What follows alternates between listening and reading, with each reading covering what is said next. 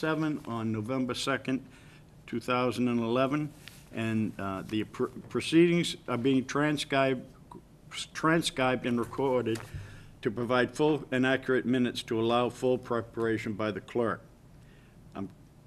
It is, as I said earlier, it is 7:03, November 2nd, and this is the Town Hall meeting room. I would like to introduce the participating members tonight. On my far left is Raynham McGurk, and on my immediate left is, and I have an old thing. Allison Johnson. I'm sorry. I'm Roy Latimer, filling in as chairman this evening. I would ask the clerk to read the petition on other relevant matters. Okay.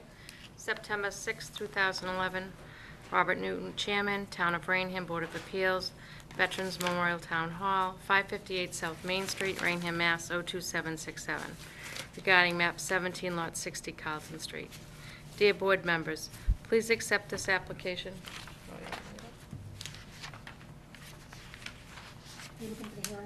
Yep. Yep. The Raynham Board of Appeals will hold a public hearing on Wednesday, October 19th, 2011, 7 p.m. at Raynham Veterans Memorial Town Hall, 558 South Main Street, to consider petition number 866, Joanne Spengler, trustee, Sandy Hill Nominee Realty Trust, Raynham, Mass. Request for a variance from Raynham zoning bylaws, section 5.1, minimum requirements to allow construction of a single-family house on a lot lacking frontage on a public way. Proposal is to construct a driveway within Carlton Street, private way, sufficient width and suitable grade to provide access from Raymond Ave. Locus property assesses map 17, lot 60, Raymond Ave, rear, Raynham, Mass. Anyone wishing to be heard on this matter should attend the town hearing. A copy of the plan and application may be viewed in full at the Raynham Town Clerk's office during scheduled business hours. Raynham Board of Appeals. Thank you. Do we have a letter there from the Board of Assessors? It's in the folder. It's in the folder. Behind the application. I didn't get it up because we already opened the hearing. What? We already opened the hearing. And then we closed it, so we don't need to do that. Okay, we had it from last meeting. You did? Okay. Okay. Anybody that is going to speak tonight, I'd like them to please rise and administer the oath. All that intend to give testimony, please rise. Do you solemnly swear that the testimony you're about to give to this board shall be the truth, the whole truth, and nothing but the help to help you God? I do. Thank you. Would the petitioner please present? Yes. My name is Lawrence Silva from Silver Engineering Associates, located in Bridgewater, Massachusetts. And I'm here on behalf of Sandy Hill Nominee Trust for the property located on Carlton Street, which is identified by the assessors as map 17, lot 60.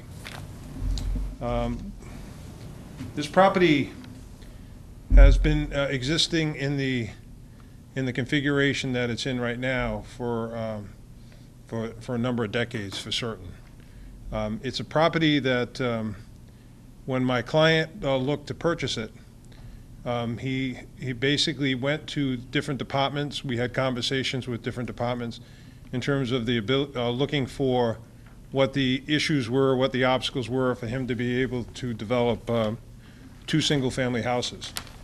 The reason why he was purchasing it is because he and his wife wanted to be able to construct a home adjacent to his daughter, who was pregnant, and her husband, so that they could be together and have 2.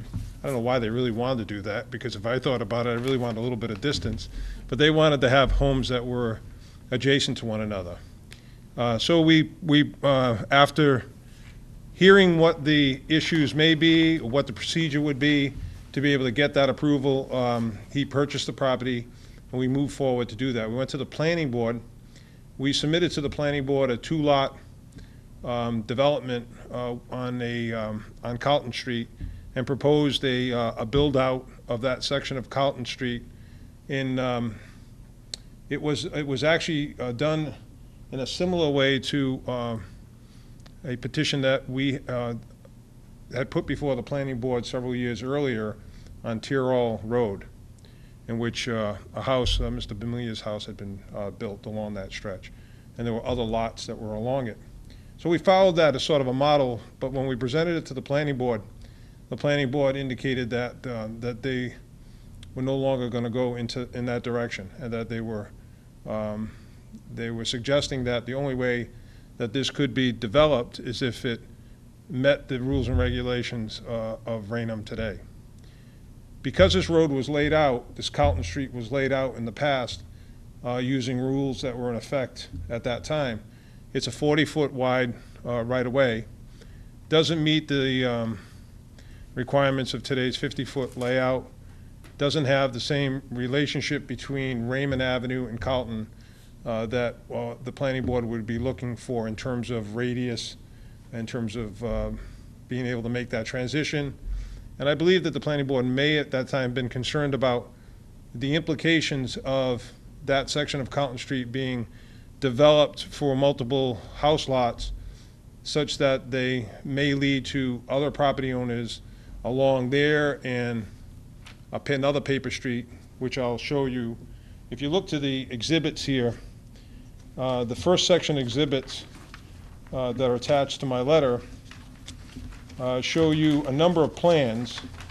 The first plan is the actual house plan that we actually are proposing, the site, where we show about 150 foot of driveway being constructed from the terminus of Raymond Avenue in order to access this property. And this property that I'm talking about, this 2-acre site, actually had a home on it. It actually had a farm on it, which I believe was destroyed by fire somewhere in probably around the 1940s or so. And as you can see, we call Carlton Street, and then we show Pine Street. Now, we all know that there's Pine Street, Raynham, is actually adjacent to the Bridgewater line, but this is the way that it was actually depicted and named as a road back on earlier plans. The plan, and I'll come back to the details of this proposal, but if you go to the plans that are behind it, you'll see why I've actually named it that way. On the plan, the next plan was a plan that was put on file at the registry, which shows Raymond Avenue and Carlton, so it shows the existence of Carlton, and this is a plan 1955. This plan actually predates the adoption of subdivision control laws in the town of Raynham. So that in and of itself gives Carlton Street a little bit more standing because it actually was a road that was recognized at that time. On the next one, you'll see that there was a plan also in 1979 prepared by Brant Haworth, and this was for the Valdeos. And this, in here, you can see Raymond Street, Carlton Street, Pine Street, and Oakland Street, which is actually another name for Sandy Hill Road, all showing that layout and legal description of those roadways, showing that these roads do exist, have existed for a long time. The next one is another plan that was done for Valdeo, and here again you see this plot 60, the 2.17 acres that was established at that time, and that it is fronting on Carlton Street, and it shows Pine and Oakland, and it shows actually Raymond. And that was a 1988 plan. The last one that's in that section is a plan that was some easements that were put in place in 1999 by Haywood, Boynton, and Williams for the town of Raynham. And on this plan that was for the town of Raynham, Carlton Street is also shown as a roadway. So our position has always been that Carlton Street does existed before the adoption of subdivision control laws, albeit that it has not been developed out as a paved road meeting standards of the subdivision control laws.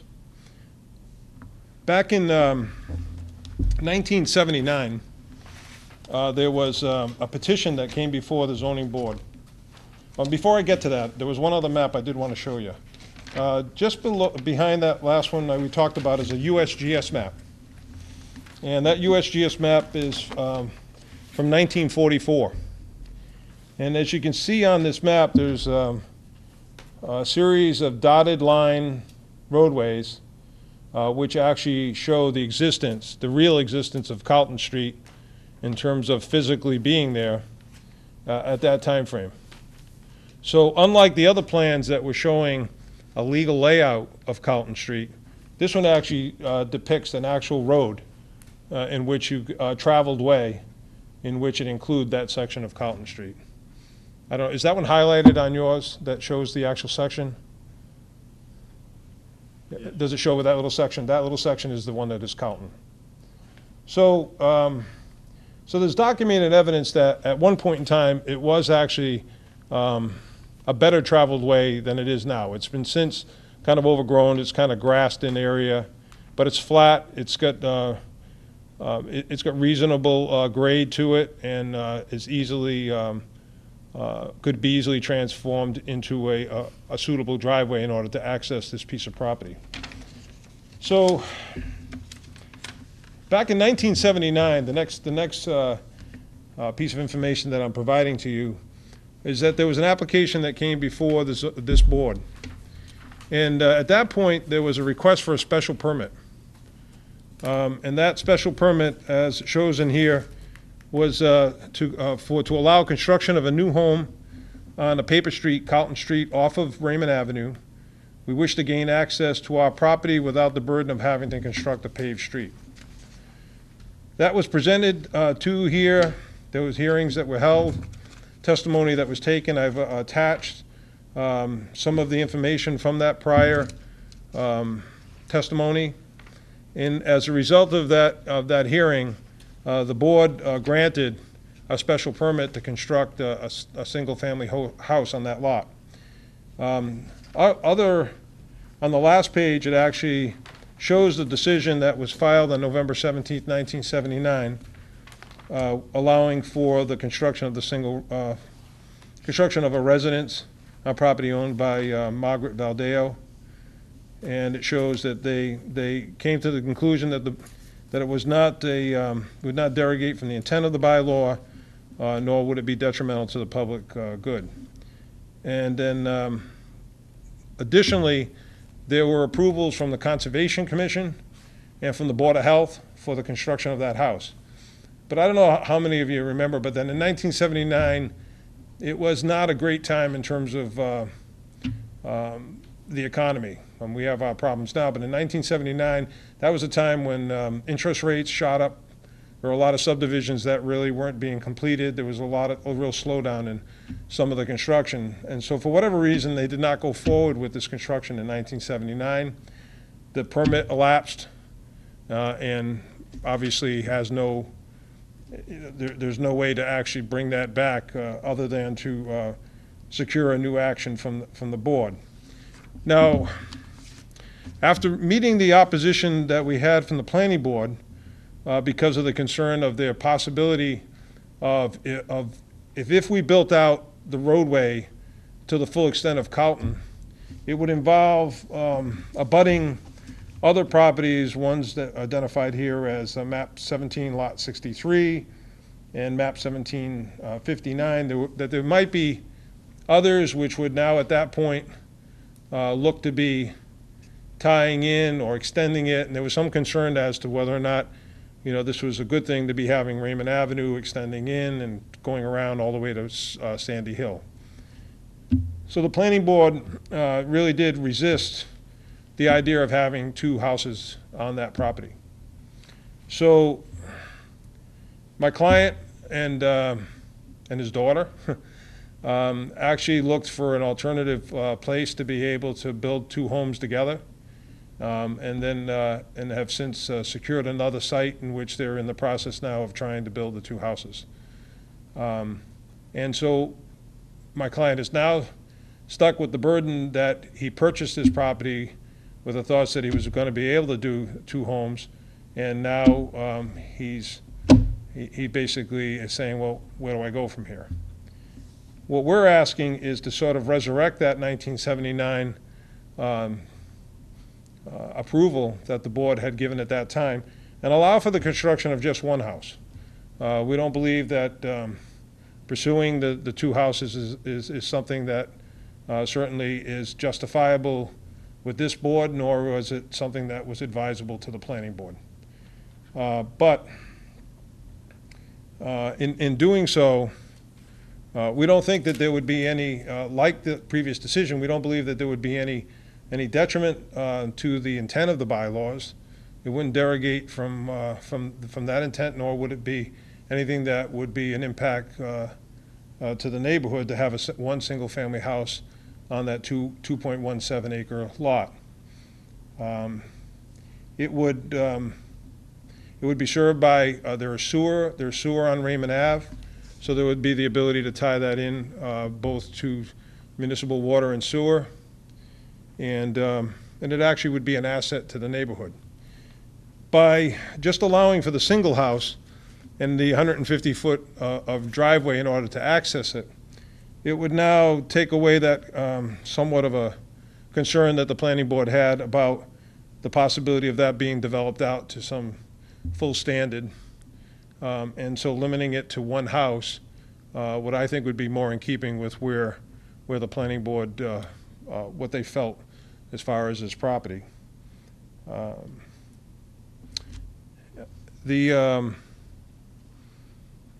If I just, there was one other item I did want to identify, and that was in my letter.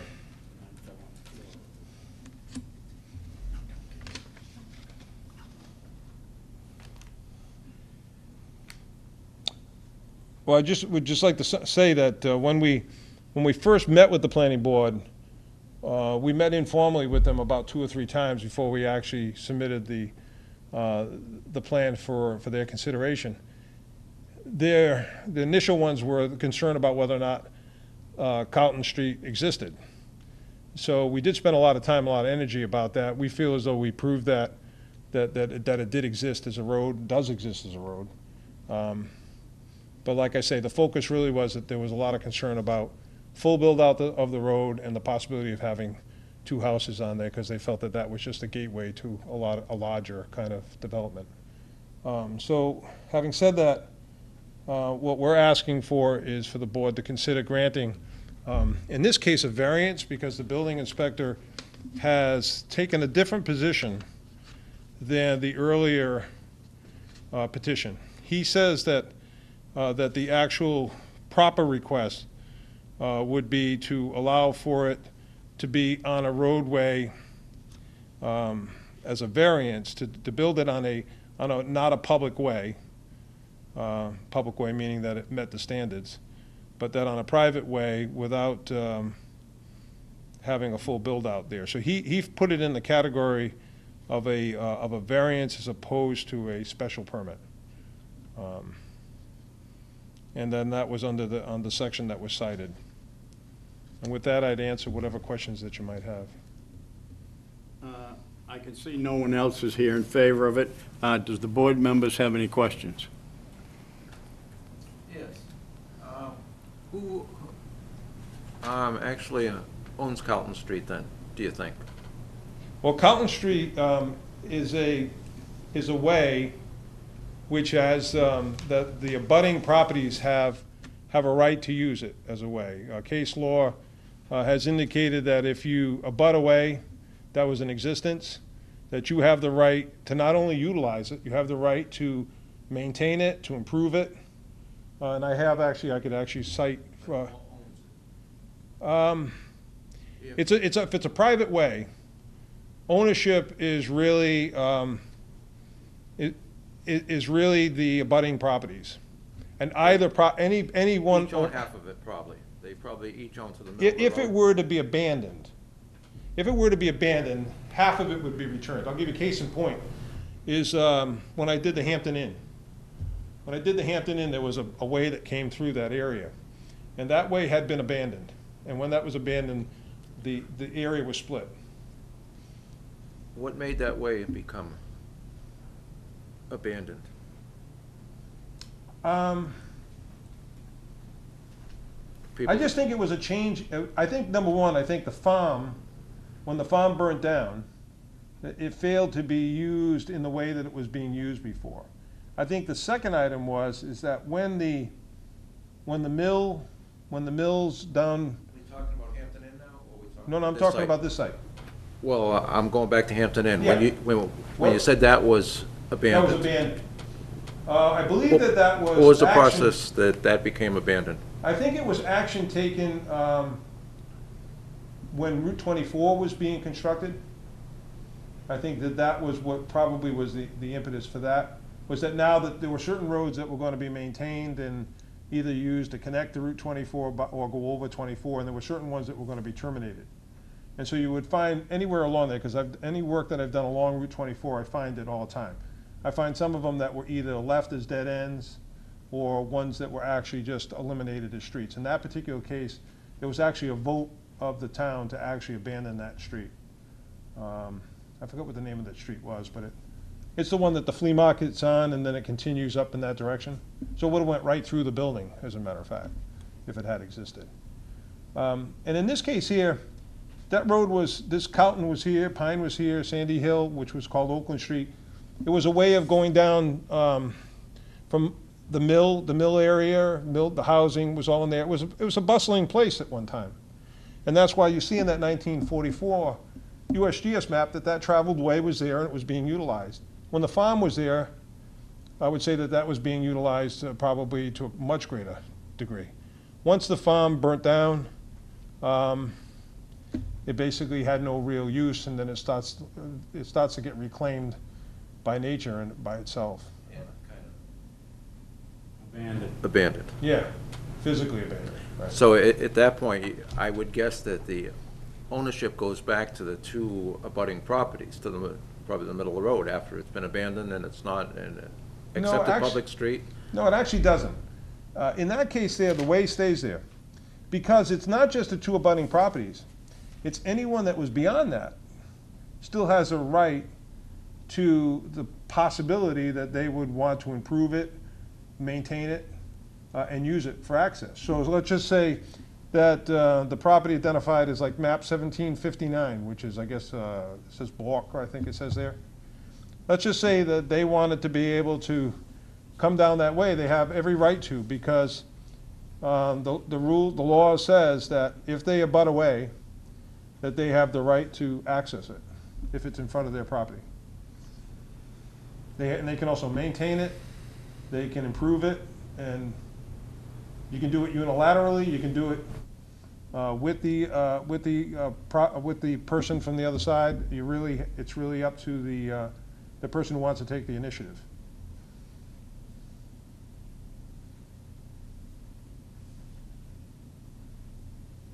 The ordinances that apply, I think were put in place to ensure, like the public safety and the like.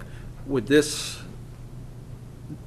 new driveway, would it support a fire truck? The driveway, meaning on Carlton Street itself? Yeah, and to go down and turn around? It would be able to drive down. It would have to potentially have to back up. Probably no different than what it has to do right now if it comes down Raymond Avenue to respond to any house such as number 62 or number 73. It's the same issue. There is no place for a fire truck to actually turn around. By contrast, though, what I would show you is, if I could,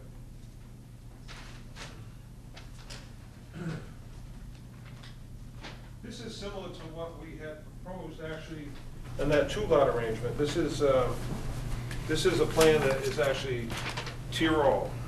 Yeah. And then Tyrol Road was shown because that was a private way that was an ancient way similar to this one. And this here is the house that was constructed. And this is, in this case here, what was constructed was a road that came across, and there was a provision for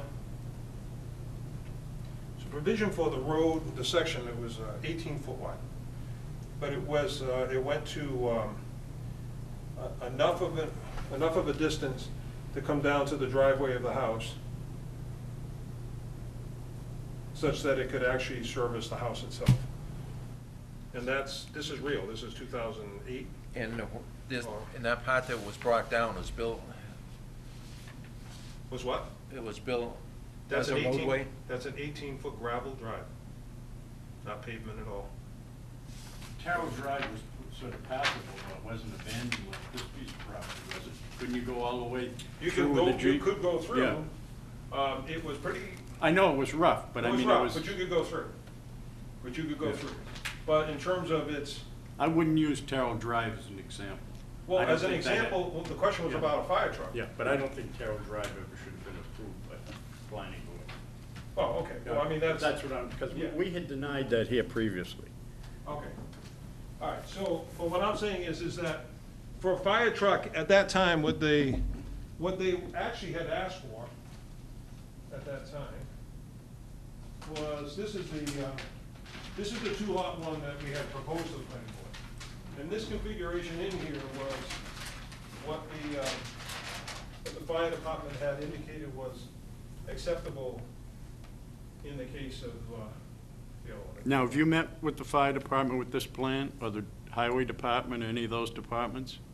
I would suggest to you that when the public hearing, when we make the filing, that those plans were made available to them, and that's why I even called this morning to see if there were any response letters or any comments that come from any of the departments. Now, this, You see what I'm saying here, though? Yeah. They had it so that you could go past, then they could back up into the driveway and go back. now, how current is this wetlands line here? Is that from 79? No, that wetland line is more recent than that. That was done about 4 years ago, 5 years ago. It was actually an approval on that wetland line.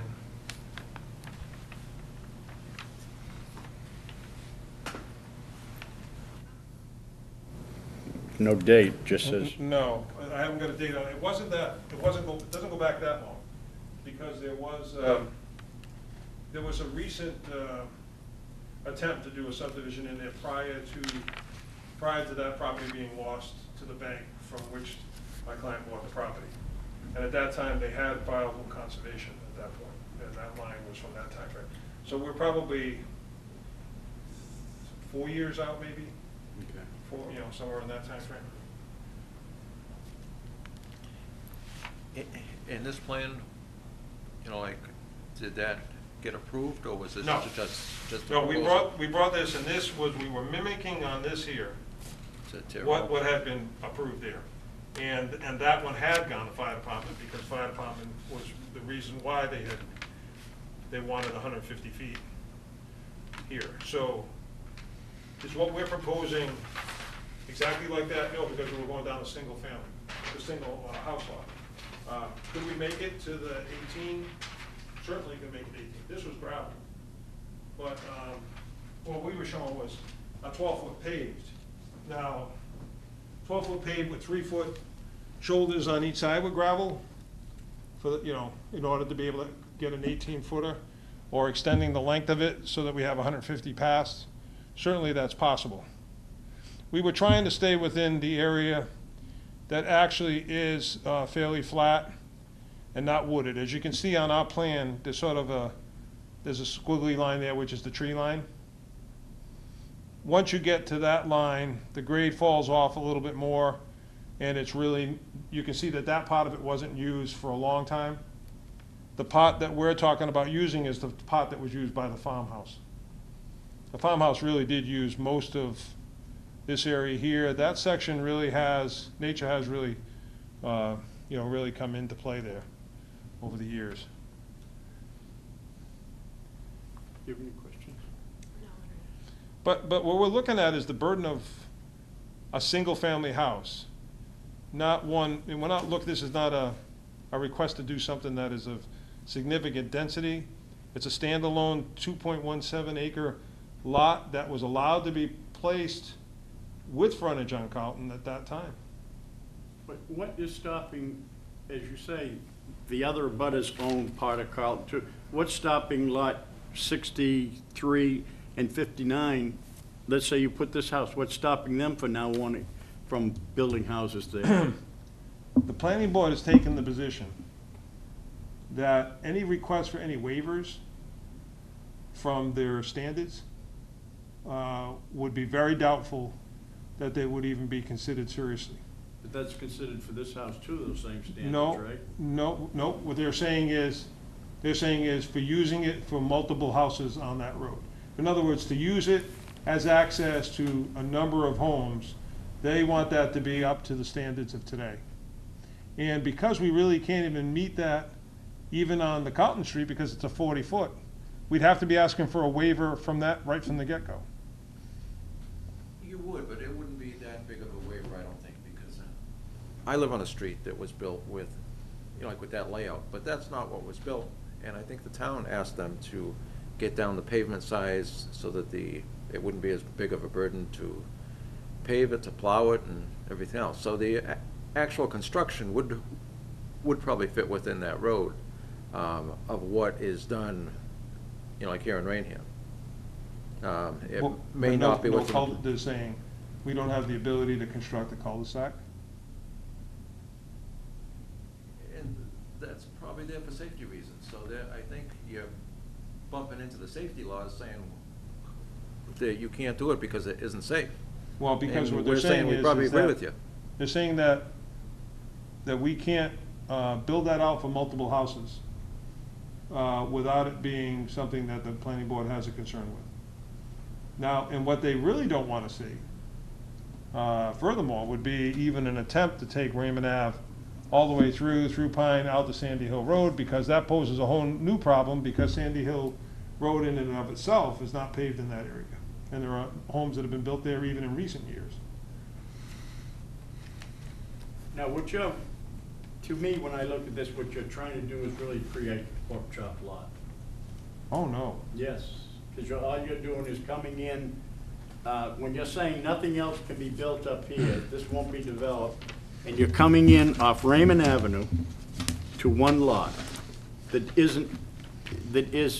not have any frontage on an accepted street. On an accepted street, That's right.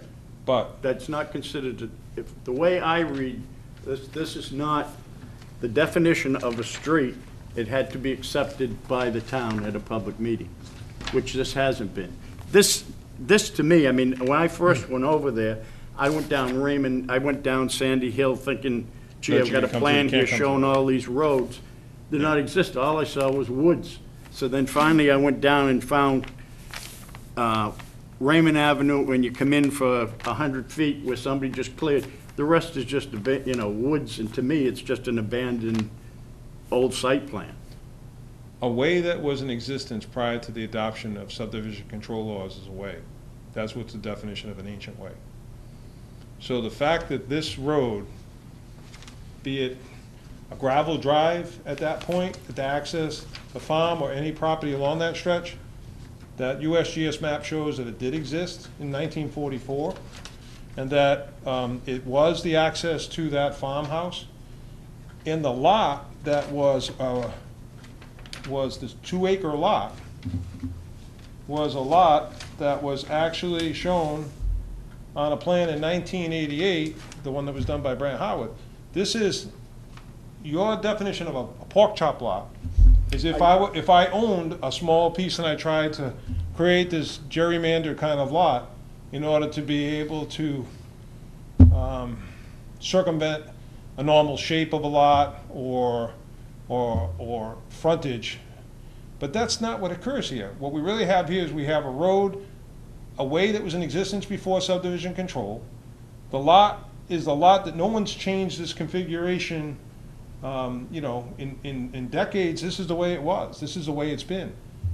This is really, it really represents a taking, or I don't know how else to phrase it, but I mean, my client has no use of his property if he's not able to actually develop it in a reasonable way. And a reasonable way for one single-family house with reasonable, suitable access to it is really, in my feeling is that that's not really a request that is out there. It's not like a pork chop lot. You have many, many lots in towns where people elect to have their houses way back on their lots. I have one that has a 600-foot driveway to get out to mine. Fire department still has to come to that same house. Okay, and when they come there, and if they don't like the way my driveway is, or somebody else's driveway that has a house that's set back, they're gonna go in whatever way, and they're gonna destroy whatever lawn they have to when they turn around, or whatever. This is not a crazy access to that house. This 12-foot driveway, would you claim ownership to it? Would you allow them to park on it, cars to park on it? Not your guests, but the people who would like to access down further. Would you be opposed to them parking on it? If they ruin the road, would you be, besides upset, look for them to compensate you for it? Or would you say, that's not mine? No, the way is, would be. Would you protect it? If you own half of the street, you'd say, okay, that half's mine, and it would be yours. But if it isn't yours, if you claim it's a way, you have no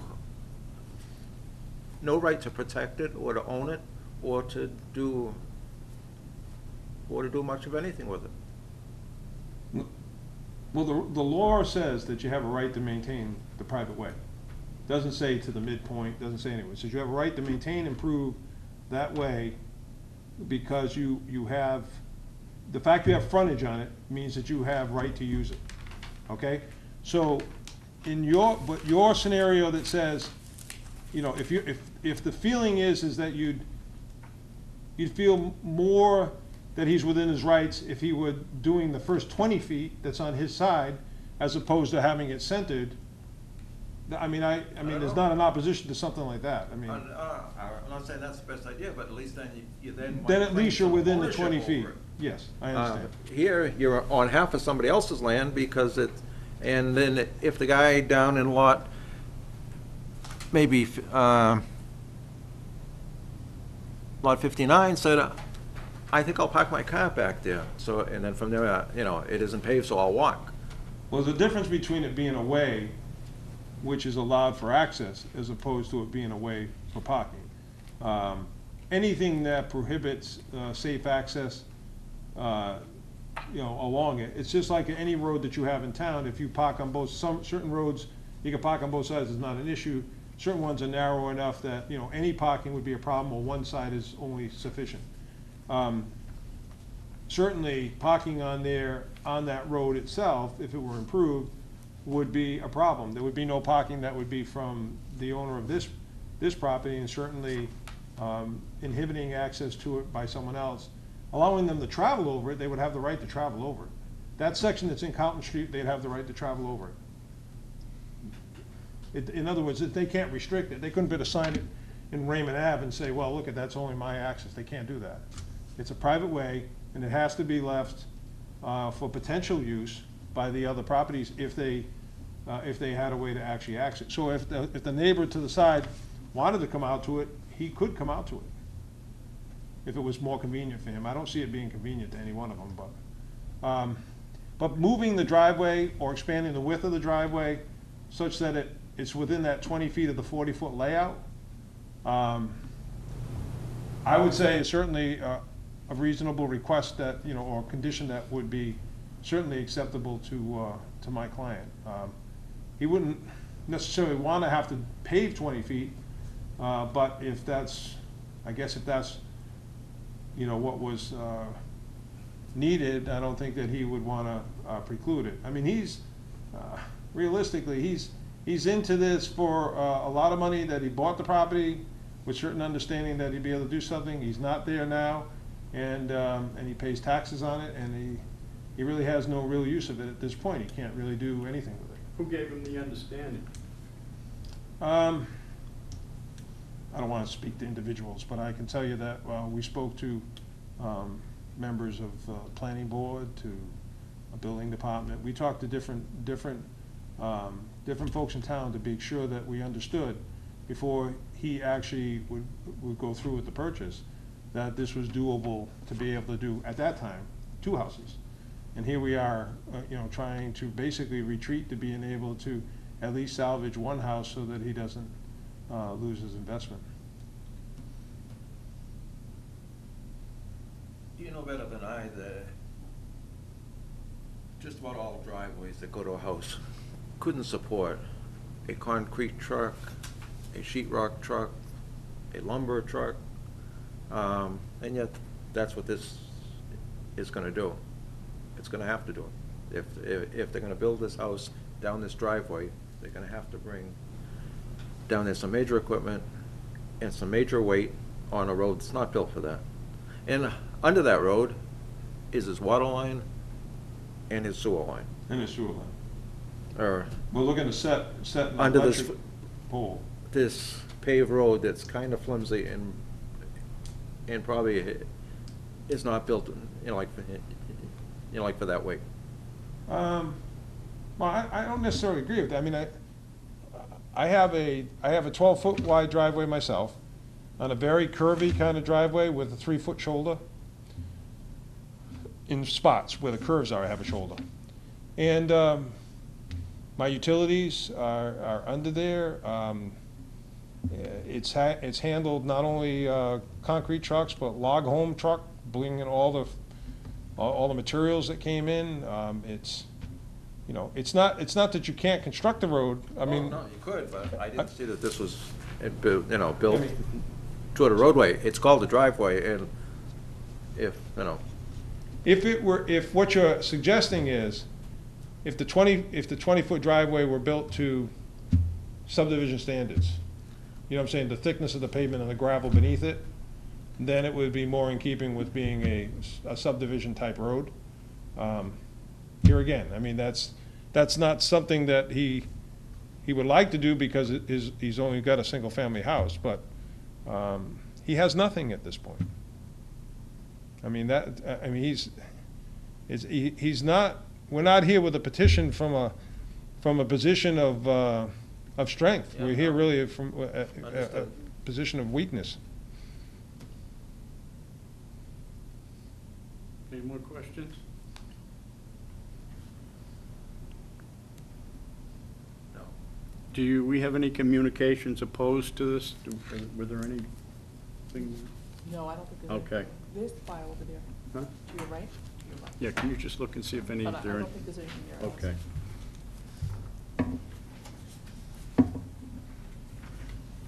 There are no objectors here either, so.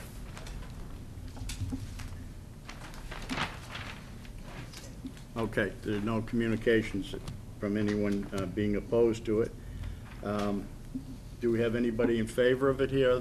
I see there's none for that either, so, other than you.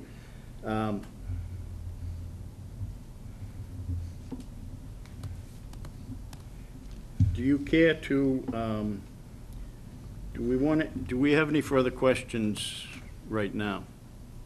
Before I close this, or ask him to summarize? I guess I'd ask if, in the event a lot, that's at the end of the road, the Burke's lot, number 59, if they were to come in and get a permit to build, and it were approved, what then would happen back in the roadway with your water line and then if they asked to, go down to their lot on your 1-inch main? It was very clear by the planning board that once you exceeded 1 lot, then you were gonna have to build out the standards. Isn't the planning board, and at that point, it would have to be built, like by who? By him or by them? It would be by the proponent, by the developer. So Having said that, he'd have to bear the, like the burden of the whole road, although it's already come this far with a 1-inch, like with a 1-inch main, like for water. And probably a force main for sewer? It's an E1 type normal, it's a normal type of ejector that goes to the line, because that sewer line that's at the end of Raymond really isn't significantly deep at that point. So in order to get there, you can't get there by gravity, you have to pump it. E1s are very reliable, they're used extensively in situations like that. To answer your question, I think that if you were to condition and require that the section of road that we build out is of the construction which is typical of a roadway in Raynham, which meaning that it would have the gravel base and it would have the pavement thickness, binder costs, and finish costs to meet their normal specification. Then if somebody were to come in at a later date, that part of it would not be a risk to them, okay? It would not be like they have to remove what we have there. Right. Your question about the 1-inch line,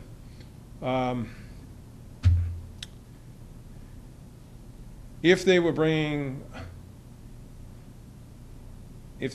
another, I guess if they were bringing a water line in to serve themselves at that point, my guess would be is that they would be going outside. Say we moved the driveway to be in the first 20. If they were looking to try to do something, well, maybe they would be bringing it in just outside of that 20, so that would certainly be able to bring it down there. But what I'm telling you is at that point, they would require a main. And then we would have to have a new tap off the main in order to make that work. Now, did you go through, or did you show that you've got the layout for the sewer and water here? Was that, did you go through the sewer and water department and that was agreeable to them? We provided the site plan as part of this petition, okay? Every board receives a copy of it. And I had talked prior to Mr. Gallagher about how these lots could be served. In fact, when he was not in favor of the 2-lot arrangement, he suggested that the better thing to do would be to come to this board for a single lot. Beg your pardon on That Mr. Gallagher had indicated that where his board really didn't think that multiple lots along this street was something that they felt comfortable with, he felt that the better route for us to go was to come here to approach you for a single approval for a single lot access. And so, as far as how it's laid out, it's not atypical of how a house would be, how it would be connected. But understand that if you were to act favorably on this petition, you're not approving how we connect those utilities. It's still conditioned upon, right, that we have to meet the requirements of making those connections, and also even in terms of fire access is where they didn't comment here. It's still going to be subject to them accepting what we have, and if we have to adjust that, it's going to be because they require us to do it at that time. I mean, many times I've seen that happen. That even though they didn't comment on it, they may say that they want something a little different. But if we went to the 20-foot, certainly there is, I don't see any real significance, except that they may want it to be longer than what we actually show here. We show it sort of ending there. We just didn't want to have to go into the wooded area. That would be much more disruptive. But remember now, wherever they go now, when they respond to anything down here, they're in that same situation. Actually, I believe that they'll turn around in this area. I bet you for a fire truck now, when they respond down there, they'll turn into that area to turn around. And how wide is that paved now up on Raymond? It says it's Very. a 40-foot layout, I guess, but it doesn't say what How- the how- paved area is. How wide is that now? Yeah. I don't think 2 cars could get by. Well, you can see on the plan there, we actually show in that 40-foot layout, there's like roughly 10 to each side. It's probably about 20 right there. Can you see where I show the curbing on each side there? Yep. You can see how much of the layout is still left over on the left and on the right. It's roughly 20. Yeah. If You it's, don't if mean it's the o- roadway itself. in the way right now, in the Raymond. The way. The way is 40. Yeah, The roadway itself that's in there is about 20. it's a tight 20.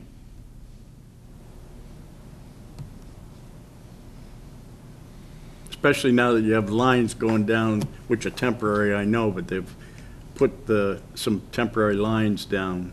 Maybe they're, no, I assume they're temporary, that are running down each side of Raymond Avenue. My big thing is, I just don't think it's when I read the definition of where a house lot shall be, is it shall be on a street or a way that's been accepted by the town. This, to me, when you're going back 32 years in looking at a layout, I feel that property has been abandoned. Those streets. That's my personal, I mean, especially when you go down and look at it. I mean, you'd never think there were, even at one time, even a cart path through there. It's not like Terrell Road where you had some definition of a roadway. This you don't. You just have woods and whatnot. I mean, I think. You have a grassed area is the Yeah, area that just we're talking only- about. Only so far back. which That's somebody how has planned. far back we were proposing to Yeah, bring it in. But if you look at your overall site, that's why I go back, and it seems to me that you're doing a pork chop lot. You go back to that grass, and then you're just putting a house. You can't go any further. You can, but the can. planning board, But we felt that that would be, prohibitive. it's prohibitive, it's more of an impact to the neighbors. In fact, the neighbor on the left there, he actually has a shed that may be even over that line a little bit in that area. But it would be less of an impact to just allow that access to be the way it used to be to the farmhouse. I mean, that area is a fairly flat area. The gravel's underneath there, it's just that somebody allowed for grass to grow over the top of it. That's not, that wasn't a gravel area, it was a gravel area. It's not now, it's grassed over now. I've driven over it many times and through there, and I mean, it's not like it's difficult to navigate. And really speaks to what is the right of a property owner who owns a 2-acre lot fronting on this street and is just looking for a reasonable use of his property.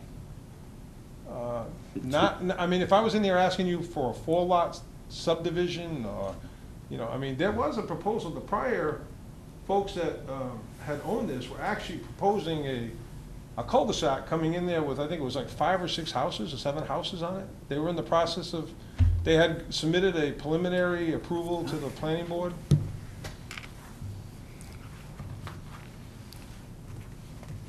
Have you thought about going to the planning board and applying for a 1-lot subdivision? Planning board told us this is the mechanism. Oh, because I mean, I think that's probably the, Yeah, I don't see it as being safe. I don't see it being kind of long-term. I think it's gonna lead to more problems down the road, and to have those people in here in kind of short order to say, look, you just did it there. why can't I do Yeah, it? sure. And then at that point, we're not into, okay, let's go down a little further. It's okay, let's go back and dig up all that we did for the first house because that can't service the rest of us. There was a member on the planning board, the gentleman that sits way over on that right side, I forget, he's a title examiner maybe. He raised that question about the construction when we were talking about serving the 2 lots. And he raised the question about, well, how would we ensure if that would occur? And his response to that was that, that if it were built out to our standard for the section that you build out, then there wouldn't be that risk. I mean, that was really what his comment was at that time.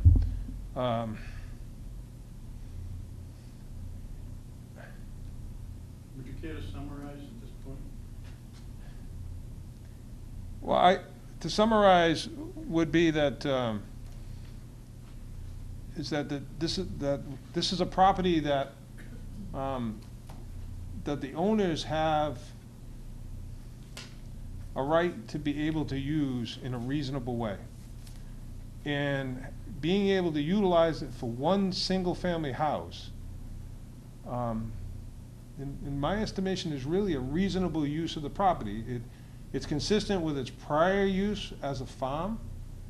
As a farm, they accessed down that same section, and it would not seem to be it would not seem to be unreasonable to be able to do that. Now,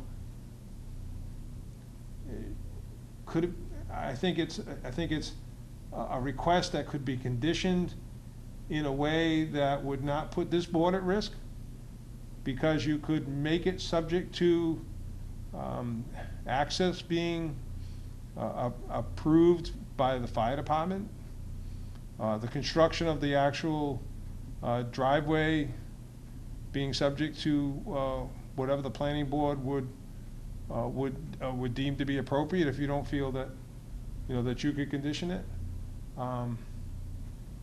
But the fact that you don't have any negative response letters from any department, and they all had ample time to be able to review it and provide you a response.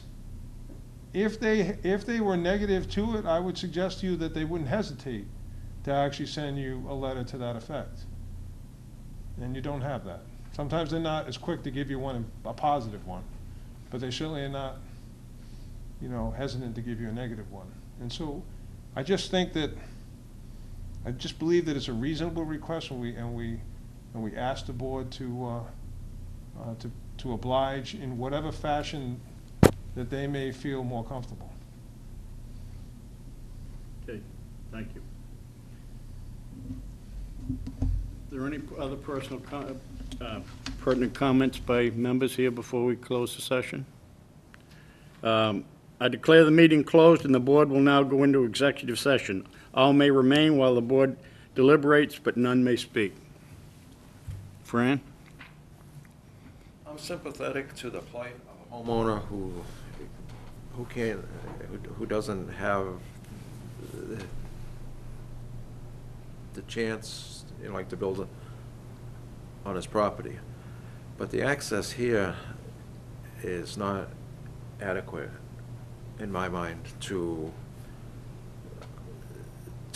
build there in a safe manner, to have safe access with fire trucks, with parking, with everything else, with the underground, like main for water and sewer, which are not more than you'd have to do for one house, and yet it's going to be in kind of the main that's out in the road. I'm not comfortable with it. Okay. Do you have any comments? No, I mean, I just was wondering what the other departments might have said, even though we don't have anything. I almost would want to know up front that they approved.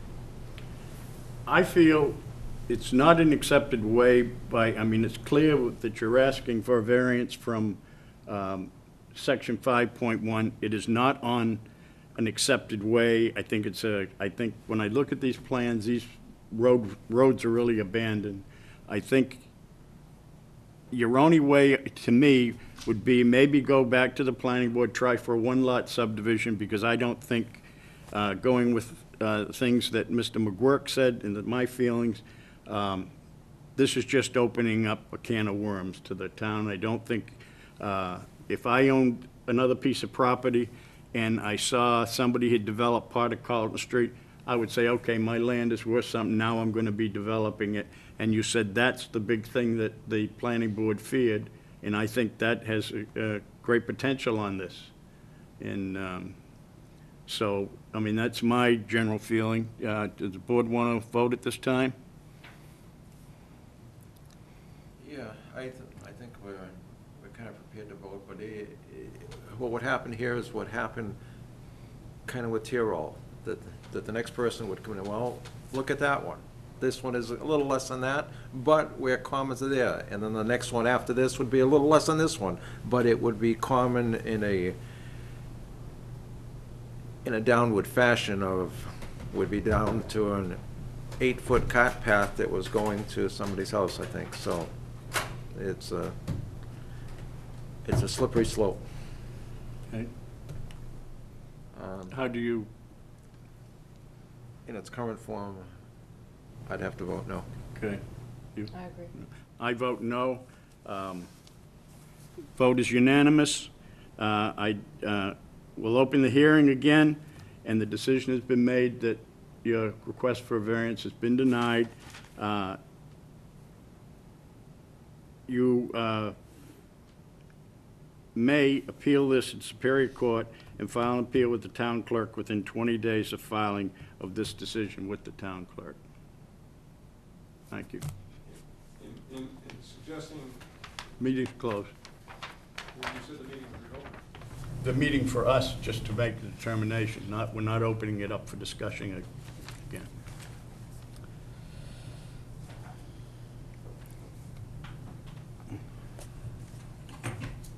Move to adjourn? Okay, so move. Now, I know you actually can't say anything.